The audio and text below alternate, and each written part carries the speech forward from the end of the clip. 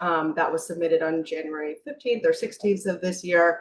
And specifically the recommendation around community reinvestment, with the recommendation that you really consider building this language and this work into this miscellaneous cannabis bill. So there, hopefully you all have seen this report, and I'm sorry, I will make sure that you get it on your committee page. This report includes 4 recommendations, one of which is to allocate $1 million to the Cannabis Business Development Fund to support cannabis businesses that are in the sector, and specifically and importantly, social equity licensees. This kind of business development fund is available to many industries in the state, like agriculture and working lands, tourism. Many different businesses have access to public dollars to support their economic development. That kind of business development funding is especially important to cannabis businesses because of the restrictions that cannabis businesses face in accessing bank financing, and all of the escalated costs, which this report speaks to very well. And of course, Chair Pepper could speak to in more detail. So just highlighting for you that this report, part of the purpose of this study group that came together that generated this report, was to evaluate the need for and a recommendation of funding into the Cannabis Business Development Fund. The LAOB does support that recommendation. Another of the 4 recommendations in this report is to dedicate 25% of the cannabis excise tax to community reinvestment activities through the Land Access and Opportunity Board. And that is what we really primarily will be telling you about today. So we are speaking primarily about community reinvestment with the cannabis revenues that are generated through our legal cannabis marketplace. So you may be thinking, why? Why should cannabis money go into community reinvestment? And what we can tell you about, and what this report says, is that cannabis, because we now have a legal marketplace for cannabis, as you all know.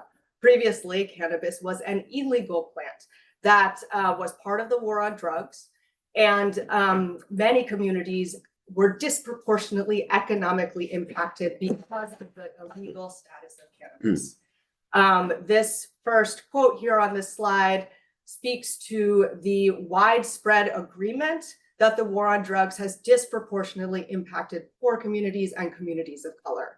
And then this second paragraph here are numerous studies that point to the impacts of discriminatory policing strategies, differing incarceration rates for poor communities and Black communities. And then, of course, all of the expanding impacts of things like incarceration. That means housing insecurity. That means inability to get higher education. That means inability to get out into the workforce and have jobs. And that multiplies across people's families and across the intersections of other policies that have led to the economic marginalization that is of intergenerational nature, especially for poor communities and communities of color. So there is a lot of reason, when we have created a new legal marketplace in our state that is generating revenues that should be allocated to public good, that these revenues are actually looking to repair this natural, safe, calorie burning hack to the test, and you'd be. Someone needs to be muted. Repair what the impact of this plant was when it was illegal, which was up until very recently. That economic discrepancy looks very specifically, looks a specific way here in Vermont. So home ownership for Black Vermonters is at about 27%. That number for white people in Vermont is about 74%. A very tiny fraction of farmland in Vermont is owned by Black people. We know that the median wealth of Black families in the US is literally 1/10 that of white families. So on average, white families have 10 times the wealth of Black families. This is not a mistake. This is not because Black people are bad at earning money. This is because of systemic economic oppression that has landed on poor people and communities of color. And the war on drugs is one example. Another thing I really want to highlight about this slide is the specific, like what happens to people's homes when they are poor, and then how that continues cycles. We know, and I think if you don't already know, you can imagine that if you don't have access to stable housing, it is very hard to finish your education, get to work, take care of your children, and generally thrive. If your housing is unstable, it is very hard to be a productive, stable member of the community. We know that looking across our communities in Vermont right now, we are facing an extraordinary housing crisis, and all of our communities are suffering from it. This is another reason to think seriously about allocating part of the cannabis excise revenue into the housing and land access activities that the Land Access and Opportunity Board performs.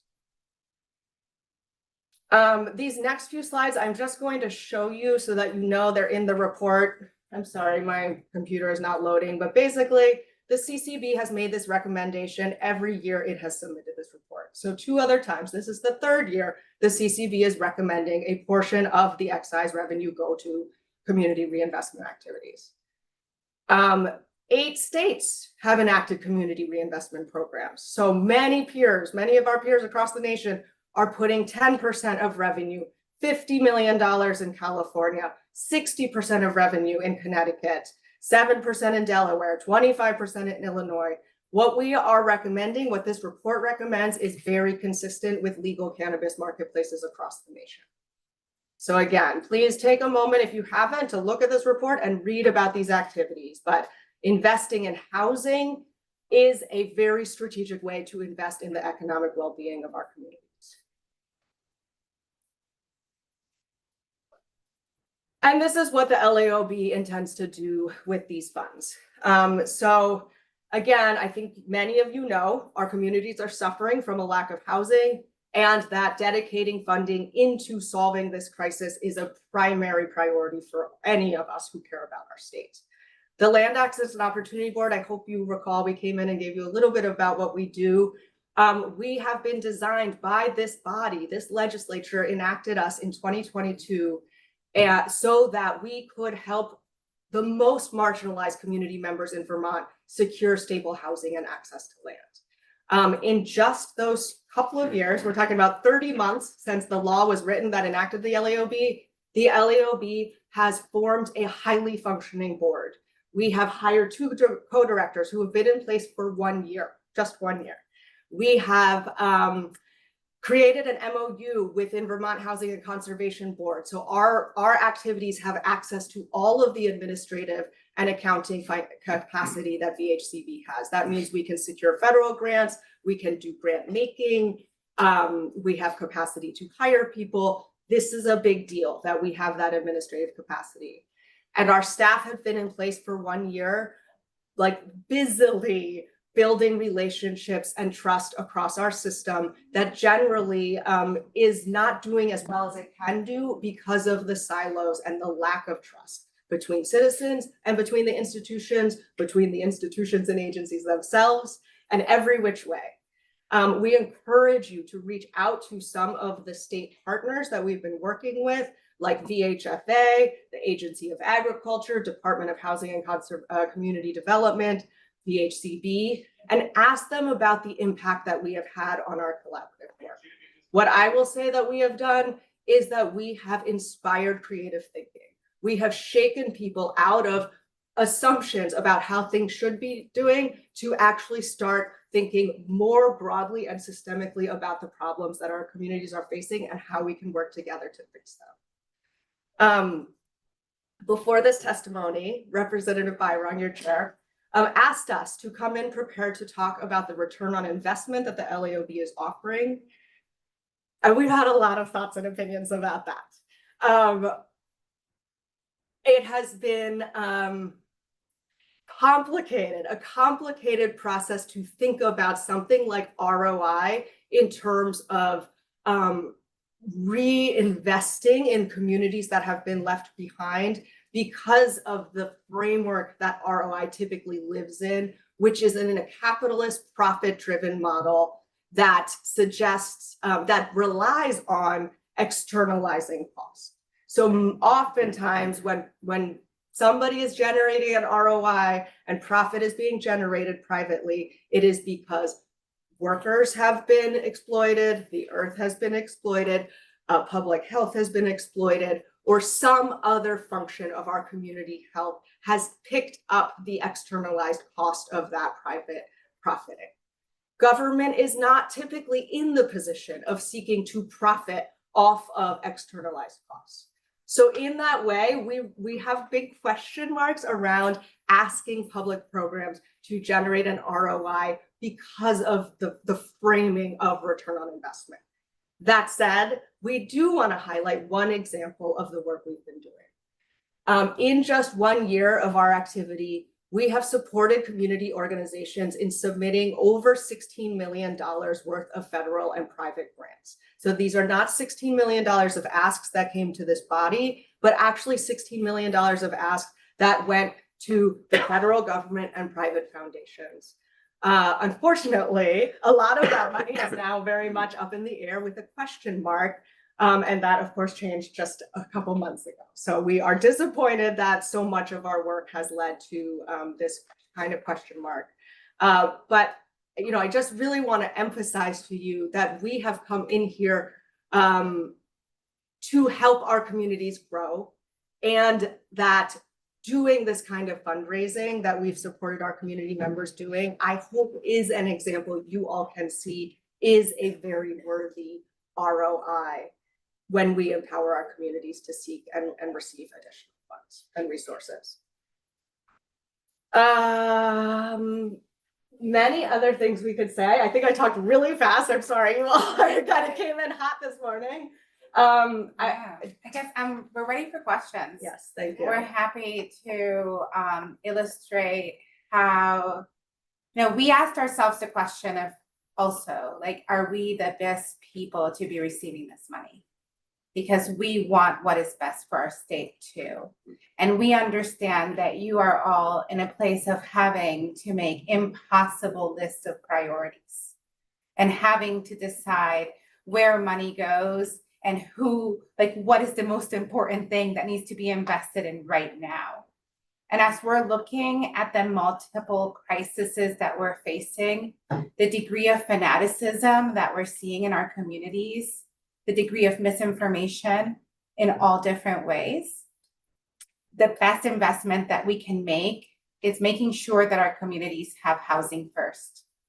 And we also live in communities that do not want bigger government, that they want a different way of providing these resources. And as a state board that's not in the state model and just outside with as much support as we have, we are in a special position to be able to give communities access to resources in a way that's going to be making most Vermonters feel safe and feel good about the decisions that they're making in their towns, and giving all of our towns and cities the autonomy that they desire and that they deserve.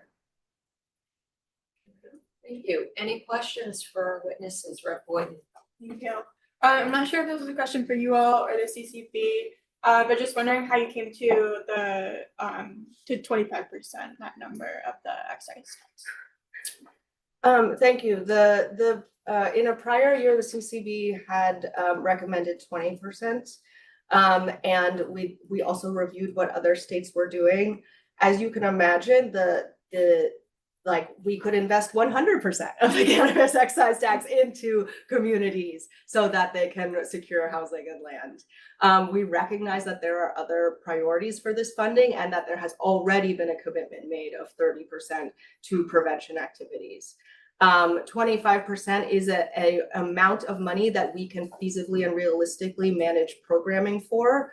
And we think it is consistent with what other states are doing and what feels reasonable within the ask of this specific marketplace.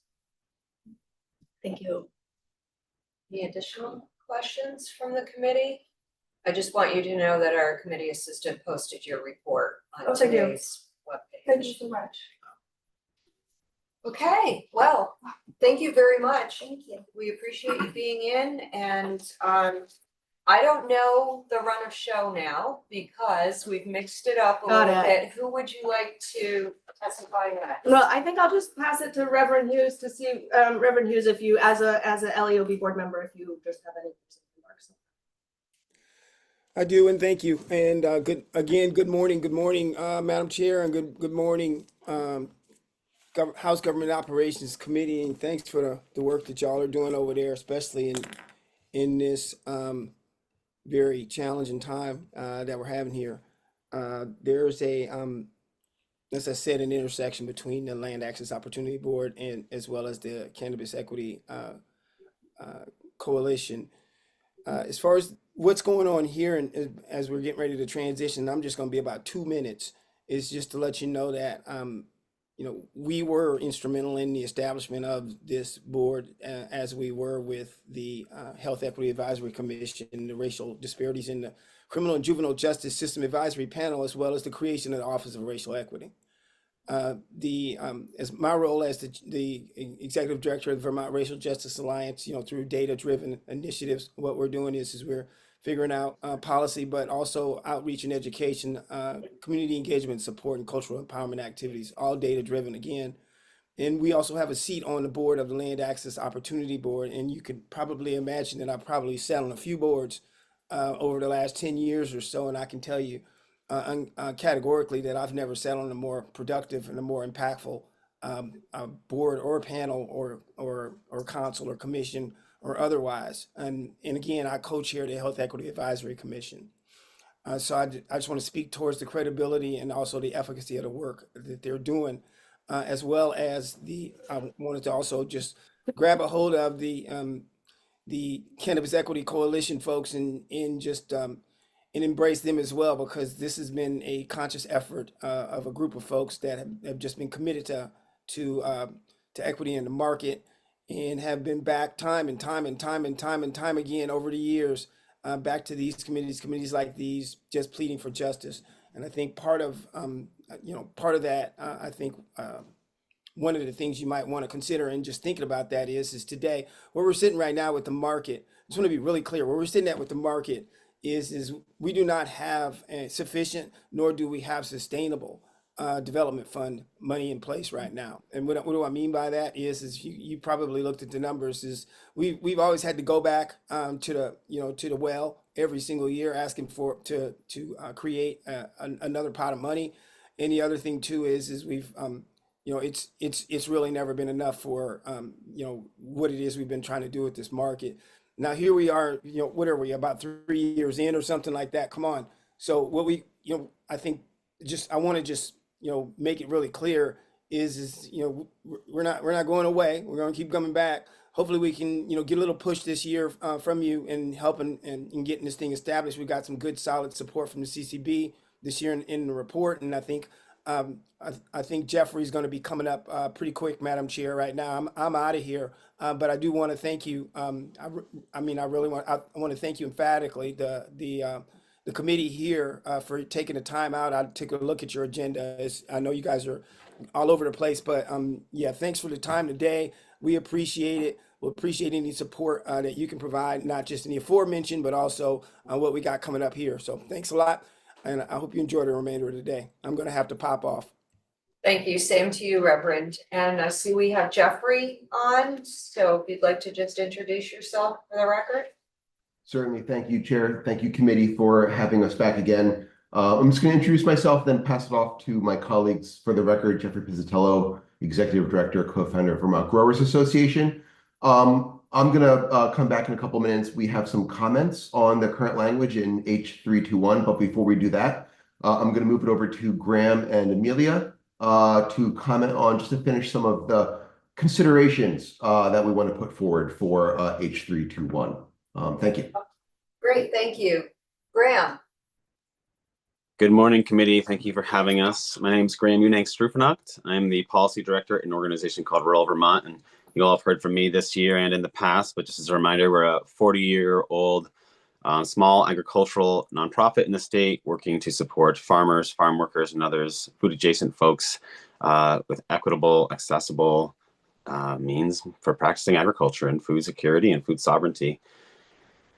We're here as a member of the Vermont Cannabis Equity Coalition, and what myself, representing rural Vermont, and Amelia and Jesse Lynn, who are representing the Green Mountain Patients Alliance following me, will be talking about is sort of the rest of the Vermont Cannabis Equity Coalition's primary recommendations. Jeffrey is going to be sharing here a document which we're going to send to all of you if you don't already have it.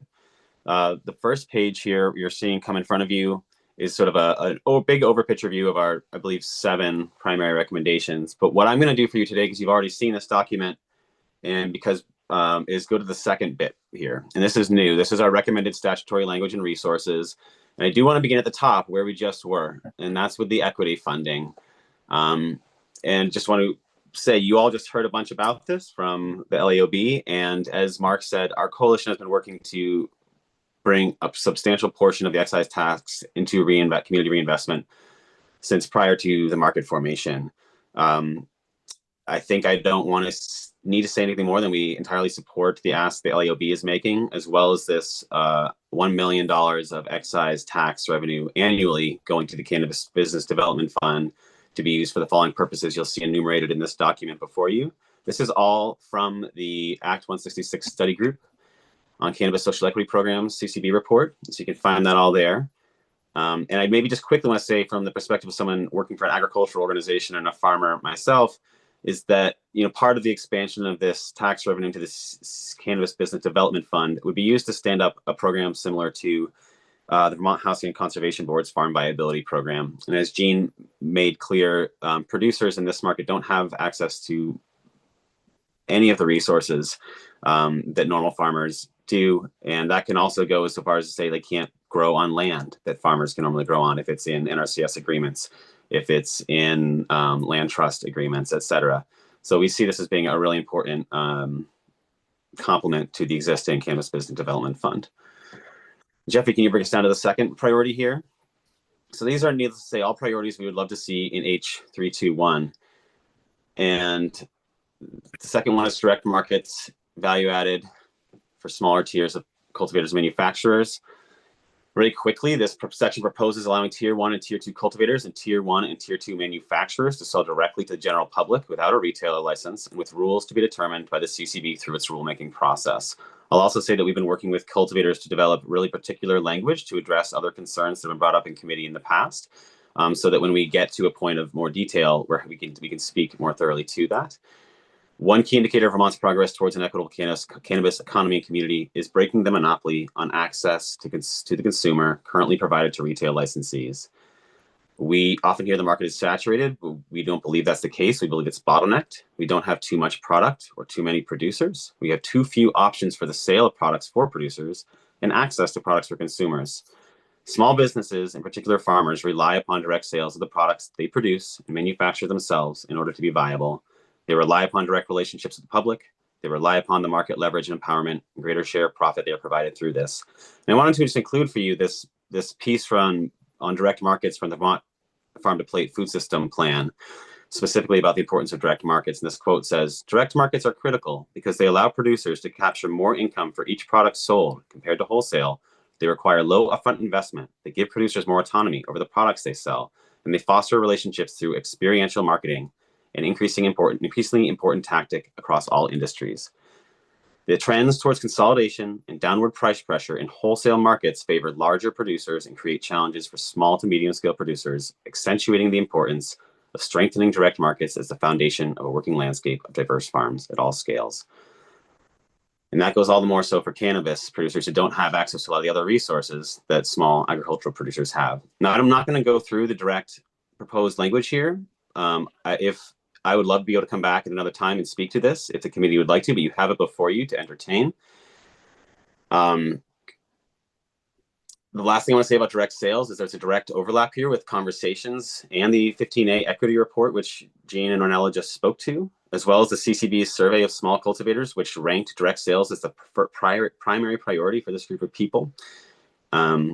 So this is not just us saying this. This is being the support for this is growing, and we're seeing people speaking to it in different environments. Our third priority is agricultural use and exemptions. In this case, we're talking about providing outdoor cultivators particular aspects of status that would bring them more in line with agriculture, as we've talked about in the past.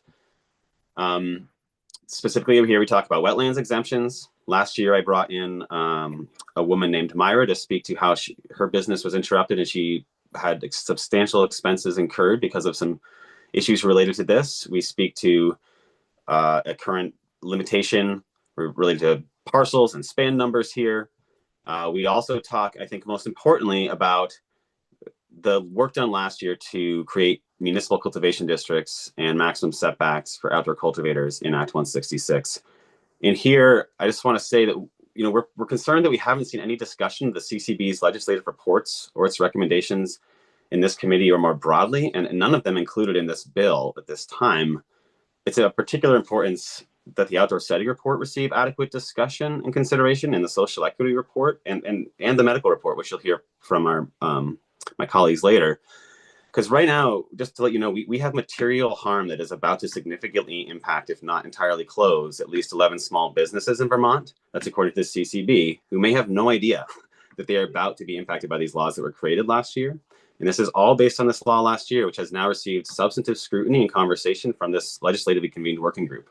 I think it's really essential that you all make time to review this working group, to report, to bring in the CCB to speak to it, and those of us who are named members of it. In the Senate, there's been some jurisdictional sharing among committees, given the diversity of spheres and expertise and impact involved in regulating adult use cannabis. In particular, we've worked with the Senate Committee on Agriculture over time to address issues related to land use, outdoor cultivation, outdoor setting, and more.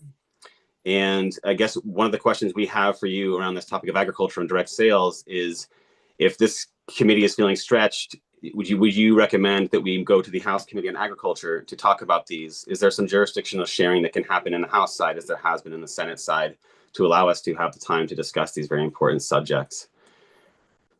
And I think, Excuse go ahead. me, do you want that addressed right this moment? Because Rep. Boyden has a comment. Please, I'd be happy to take a comment. Yeah, thank you. At the moment, H321 focuses on technical corrections of areas within our jurisdiction. And because of the pressures that a lot of the House committees are facing within their capacity and a lot of the bills moving, we are hoping for the process to allow for more jumping from committee in the Senate. So working with the Senate Agriculture Committee on some of these asks, or Senate Health and Welfare. There's also been discussion about a separate medical bill. But again, there's a lot of pressures in the building on the House side. So just to reflect what I'm hearing maybe is that in the House side, this committee would like to maintain its sole jurisdiction, but on the Senate side, you're seeing space for us to seek recommendations from other committees, and then you will, when they come back across the aisle, this committee would see those. Yes, and hopefully by the second half of this session, some capacity will also be opened up on the House side too, to move this bill to get its sort of a drive-by within the House Agriculture Committee and the House Healthcare Committee, if the bill develops that way. The process can be difficult and unknown a lot of the times too. Thank you. I'll just say that, we have already been to the House Agriculture Committee and the Senate Agriculture Committee twice. So I think there is a standing invitation from the House Agriculture Committee for their interest in this. And maybe that's just worth passing along there, and I'll continue, and then I'll pass it on to Amelia and Jessie Lynn. Number 4 is the complete expungement of any and all cannabis related charges and not recriminalizing. So this section proposes the expungement of any and all cannabis related charges, cost-free and without the need for an individual to petition to courts for clearing of their records. The burden for expungement should be on the entity complicit in the criminalization of cannabis, and the enforcement of that criminalization, not on the individuals victimized by the criminalization of cannabis. Here again, we offer language, and again, that's what question came up for us, if this is something that this committee is in your jurisdictional area, or the House Judiciary or Senate Judiciary. And what I'm hearing is perhaps best for us to go to Senate Economic Development and go to the Senate Judiciary Committee with issues particular to their scope of practice like this. I think at this moment that is correct. That's a correct assumption, because we pretty much have our plates full here. with the current bill that we have and all of the other legislation that we're working on right now before crossover. Thank you. Thank you. Well, with that, I'm going to turn, I think, the last couple of our points over here to Amelia and Jessie Lynn. And I'll keep myself here just to be able to respond.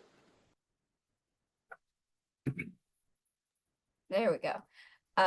Thank you for having us this morning. Yeah, I'd like to start out with, if I can, just a tiny perspective shift in that I feel that the medical program is often treated as something that is separate from the adult use program and is separate from the general public. And realistically, with the implementation of the medical use endorsement allowing adult use dispensaries to sell high potency products to registered medical patients, we have now intrinsically tied the two programs together in a way where we should not be discussing one without discussing the other. It was pretty difficult to see that there is no medical policy in this bill in 321. I understand that that is because, you know, you might see a different committee being a better place to have those discussions, but I feel like that is because you see the medical program as something that is not intrinsically tied together with the adult use program, and therefore, you know, not something that you would have the expertise in discussing. But there are a couple of things that I think we can kind of point to for this specific committee before we move on with others in seeking a standalone medical bill. If you have seen, or if you could look into the 11A Ledge report that the CCB put out, you'll see GMPA's recommendations were published alongside it. The majority of that is seeking an oversight panel for the medical program in general, which would allow us to move the responsibilities of things like deciding on symptoms and conditions away from the legislature, because we have heard emphatically over the last few years that the legislature, regardless of what committee we go into, does not feel that they have the expertise to be deciding what conditions and symptoms should and should not qualify for a medical card. So our recommendation there is to create an advisory panel working alongside the CCB to do that work, as well as manage the medical program in general. And again, all of that is covered in the 11A Ledge report that the CCB submitted late last year. We have other recommendations in policy that can be found on the GMPA website and through the documents that were sent ahead of this. Yeah, with the MUE coming into play, we are also looking at, you know, education requirements that are going to need to be implemented within the medical program. I think Jessie Lynn can talk to that a little better than I can. Yeah, I think, Jessie Lynn, do you have anything else to add there?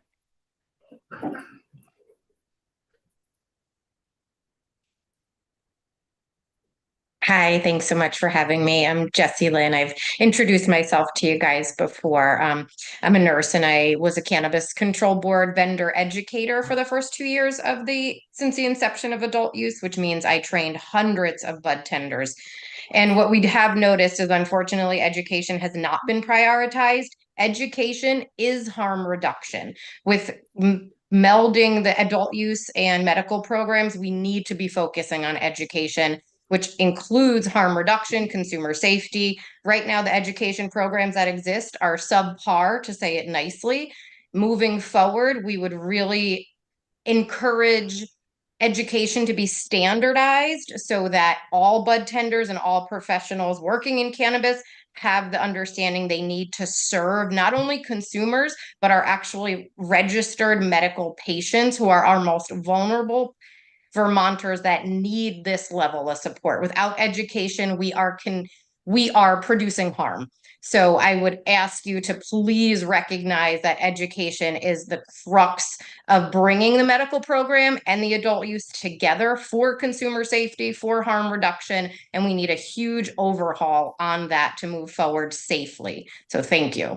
Absolutely. I would, just to refer to my previous colleague's point about equity and housing, We are advocating for public consumption in along the same realm that New York has, where anywhere that you can consume tobacco, you can also consume cannabis. When we talk about medical patients, we, again, like Jessie Lynn said, talk about some of the most vulnerable people in our communities. We're talking about people who are on disability, who often do not have the funds or the necessary credit requirements to go out and buy their own property and own that property and legally be allowed to consume on that property. You know, we have a very large renting population in the state, and a lot of those people are not allowed via their landlords to consume in their own homes. We don't want people consuming in their cars.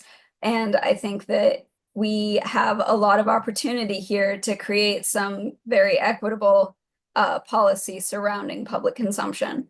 And then, of course, we are talking about, you know, expanding the conditions list. We have talked about for many years now, moving away from a conditions-based approach to a symptom-based approach, because if we look at symptoms rather than conditions, it opens access to this registry for a lot more people. It is no secret that the medical programs numbers on the registry have been declining rapidly over the last few years since recreational legalization of consumption. But that does not mean those people don't exist anymore. There are thousands and thousands of people in our state who are not registered medical cannabis patients, but they are still using cannabis for symptom relief. And many of them can't access the registry due to stigma-based barriers to entry, like gun ownership, professional licensing, union requirements. There are many people who just cannot be on this registry, and those people deserve, you know, protections of consumption as well as anybody who is actually on the registry. You know, we have submitted our medical cannabis policy recommendations in full before. They are found on our website, and I would very much recommend that everyone takes a look through those. A lot of them might seem familiar because we have been recommending the same policies for at least the last 3 years. House GovOps was actually the first committee I ever testified in a few years ago, and some of these policies have not changed since then. Some of these points have not even been discussed. And while it is lovely to hear that there is interest in a standalone medical bill, I can tell you from experience of doing this work, there has been quote unquote interest in a standalone medical bill for a very long time. Those bills have not gotten off the wall. They have not been introduced. And we have been invited to share, you know, draft language with various committees. And we're happy to do so. But again, we can't just act like the medical program is this entity that exists in a void and does not actually interact or rely on the adult use program, because this medical use endorsement for the adult use dispensaries has intrinsically tied the two programs together to where we can't talk about one without talking about the other. And that's all I have to say today. Thank you. Thank you. Jeffrey, is there anyone else from your core group who needs to speak? Thank you, committee. We plan to close out today with just some comments on the current language. So moving away from our recommendations for consideration, new language, to closing out on comments on the current 18 sections. And you guys have lunch. We're going to noon still, right? I'm sorry, repeat that, please. Yep. Are we still going till noon? We've got about, just want to check in on time. Yes, we are. We have some other speakers also interested. Is Josh speaking today? Yes, it's going to be, we're going to close out with Josh and I together going through. Great. Thank you. I just wanted to check on time. So we've got about 18 minutes left, Josh. Okay, so I'm going to bring up the bill. You all should be familiar with 321. All right. Give me a second here just to get situated.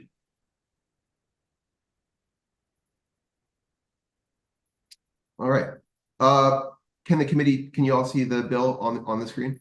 We have it on our laptops. Okay, great. as Terrific. well. Sounds good. Thank you. Terrific. Thank you. Okay, so I'm maybe just want to start by with some opening remarks before we spend time just weighing in on each of the sections. There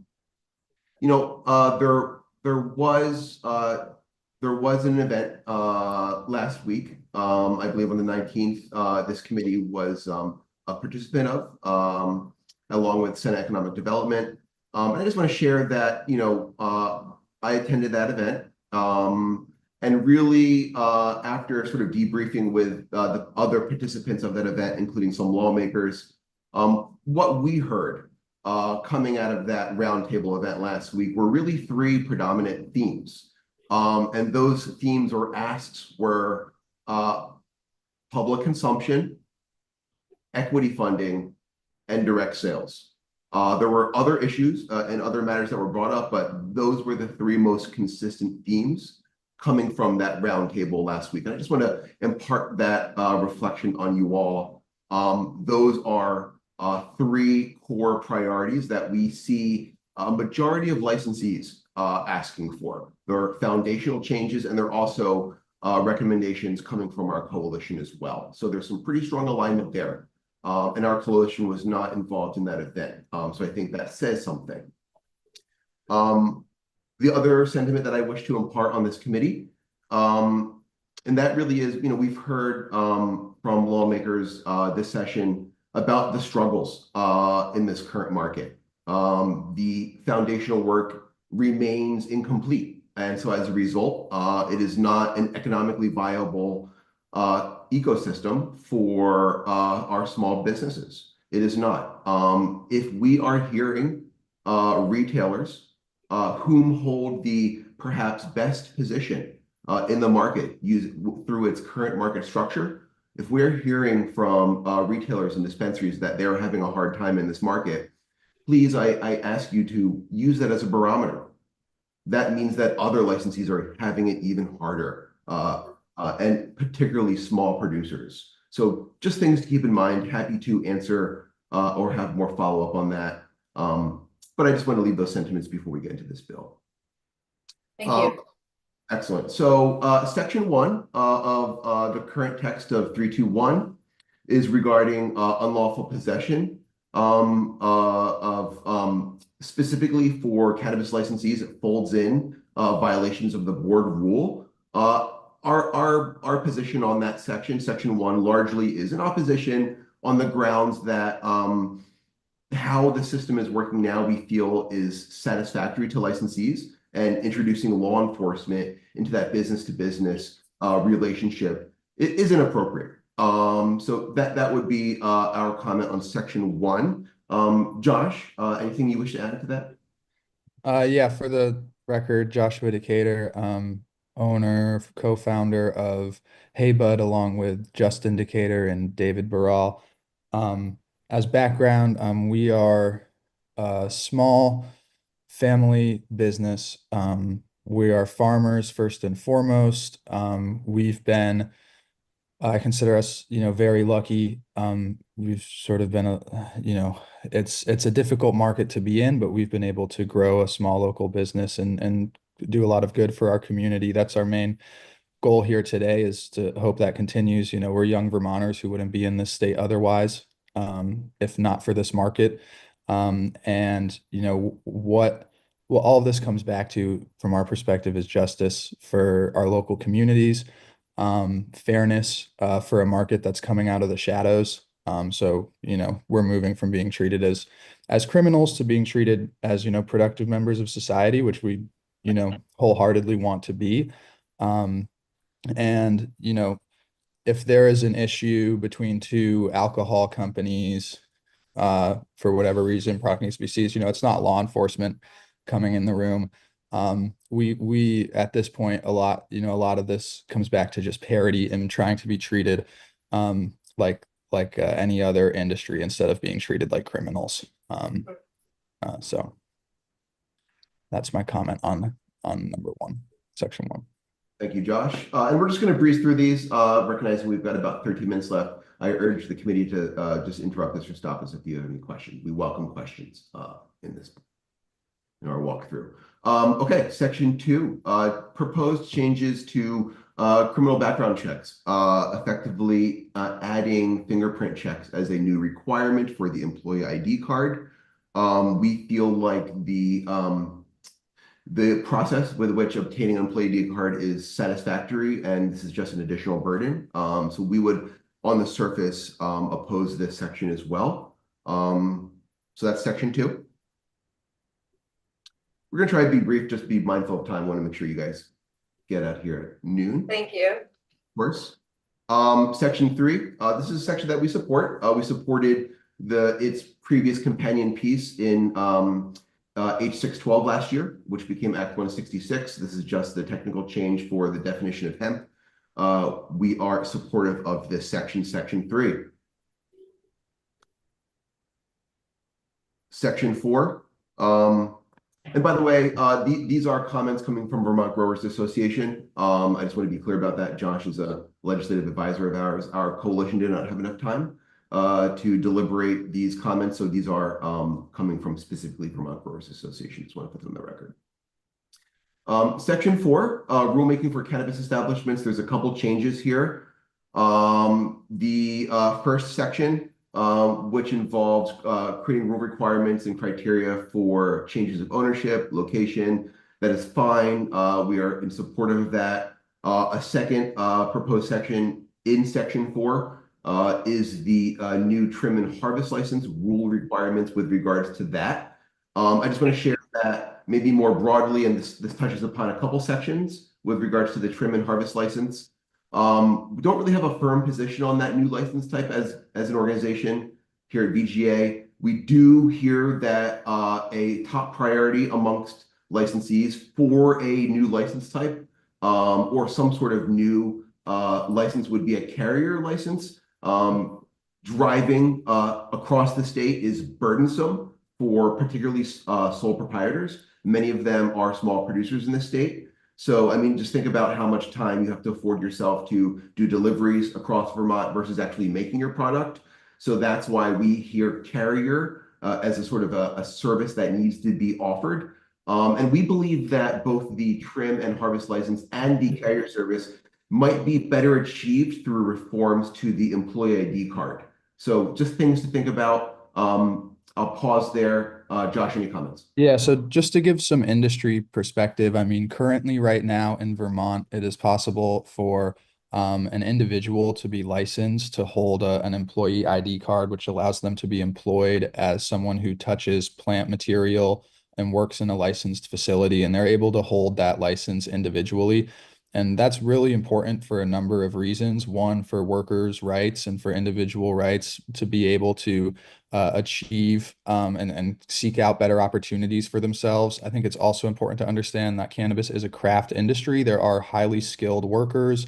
There are people who are good at what they do, who are extremely knowledgeable, who have intellectual property that is valuable, people who have just the skills that are valuable. I mean, there's trimmers out there that are absolutely amazing at what they do and, will outwork people, to be 3 or 4 more times more productive. It's a real skill.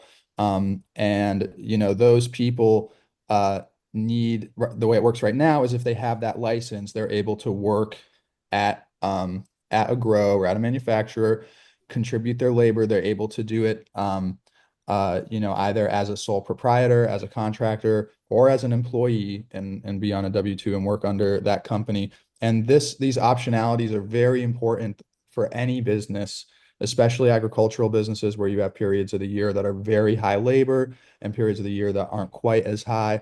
And especially in industries where you have specialized workers and skilled workers who should be able to turn those skills into a career for themselves, be it as a service-based business or as a consultant or what have you. So, it's again, this comes back to trying to treat cannabis as a mature industry and also trying to protect the skilled craftspeople of Vermont. We are a skilled state when it comes to agriculture. There are a lot of very bright people who work in this state. That's one thing that separates us from other states. Vermont's cottage industry in cannabis has the potential to truly be the envy of the world. when it comes specifically to the market. But if we're not able to, basically be given the same freedoms as any other industry, that becomes much less likely. So, again, I think it's a workers' rights issue that people still have that flexibility. Currently, there are people providing trim services but they are licensed as under an employee card. This would require them to have a business entity to be able to engage with the market. And that's, if you're a sole proprietor, that's just not how it works in any other industry. So, it removes flexibility from a market that already is really heavily regulated, more regulated than any other market in the state. I think to all of your credit, this is where legislature has a very important role to play. You all are sort of the watch the watchmen here, and I think it's very important that there's some sensibility here. We really are trying to create jobs, trying to contribute to our communities, trying to pay our taxes, and really do well by our neighbors. So it's important that we have the same flexibilities as any other industry when it comes to accessing services. Thank you, Josh. So that's section 4. Some of these we broadly have approval. Oh, I'm sorry. Was that a question? No, go ahead. Excellent. I just want you to note that we have just a few minutes left in our allotted time, and I have to go to a meeting, so we may have to turn this over to someone else. Thank you for that. We'll try and keep it short. Thank you. No problem. So some of these broadly we do have support of and don't need to get into. So section 5 is one of them. Support section 6 as well. Some changes to the identification card. Section 7, what to do when businesses are in distress, something that we have been involved in specifically with some licensees. It's good to see section 7 in there. Section 8 as well, we just spoke to the harvest and trim license. So you heard our comments on that. Moving into section 9, which are some changes for cultivators with regards to labeling. Adding produced on and harvest on instead of packed on, that enjoys our support committee. Moving into section 10, the propagation license. This is a change that allows the holders of the propagation license to sell directly to retailers. We are not opposing that. We do ask that that allowance get equally applied to cultivators as well. This is something that they have been doing, so it's a matter of meeting them where they're at, and we ask for your consideration with that additional change. Moving on to section 11, that again is the new harvest license type. It's a couple sections. We're going to move past that. Let's see here. Let's get into, why don't we jump into section 16, since that is a significant one. So we're going to go all the way down to the bottom just to close out here. Committee, thank you again for your time. So section 16 really is what we read as a 2-year moratorium for retail license types. Our perspective in opposing this section is that it is too early. We're not even 3 years into this market to make such a change. And we just want to impart on you that doing so will further compound that bottleneck effect that my colleague Graham spoke to earlier, which is really providing systemic damage throughout the entire supply chain, even to customers as well. And we do fear that moving in this direction will provide us with unforeseen circumstances. Right now, we're enjoying a pretty good performance from this industry. We feel like moving in this direction will bring that viability, that success into risk, into uncertainty. And we ask actually the opposite, and that is to not necessarily limit licensing, but to rest in the assurance that the agency through its promulgation of rules to throttle retail licensing, is doing an effective job and will do an effective job as an agency, and instead bring small producers into the equation of directly connecting with the general public. We feel like that foundationally is the proper direction that will move us into the most successful and viable marketplace for all license types, including retailers. So that is our comments on section 16 as we close out here. Josh, did you want to add? Yeah, and just to add to that really quickly, I think, again, it's important to note the CCB, this is actually a place where the CCB has done great in balancing, a lot of perspectives in the market. They already have the ability to close and open, licensing moratoriums and have. I think this is another case where, we, the cannabis community and Vermonters in general, really are relying on the legislature to look out for the interests of the many rather than the few. This is a very important section to ask, who does this benefit? And it doesn't really benefit farmers. It doesn't really benefit the general public. You see cannabis as a market, legal cannabis as a market in other states where capital and investment funds try to create monopolies. And we don't want that happening here in the state of Vermont. We want healthy competition. That's why our cheese is so good. That's why our beer is so good. We don't want, we want it to be possible for the market to adapt still. This is just going to harm the overall size of the market from our perspective. Thank you. We appreciate you, and unfortunately, we have run out of time. So any last minute comments here for the committee? We all know where to reach you if we have questions. Go ahead. I just want to thank you for your comments earlier on really just approach to the legislative process this session. We look forward to having conversations in other committees and coming back around to this committee ultimately, it sounds like at the end of the session.